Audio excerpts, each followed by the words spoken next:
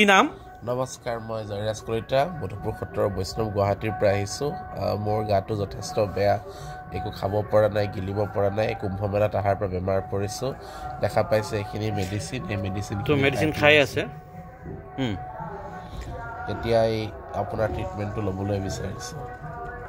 আপোনালোকে প্ৰাৰ্থনা কৰিব তেওঁ জলদি উঠক, ভাগক, ধৰক, হৈ যাওক। আৰু মই কুম্ভ মেলাৰ স্পেচিয়েল আহিছোঁ যে সেৱা কৰিবৰ কাৰণে, সেৱা পাবৰ আহিছোঁ। ফ্ৰী ট্ৰিটমেণ্ট, কোনো পইচা মোক নালাগে। আপোনালোকে খালি প্ৰেটো লাগে, প্ৰাৰ্থনাটো লাগে।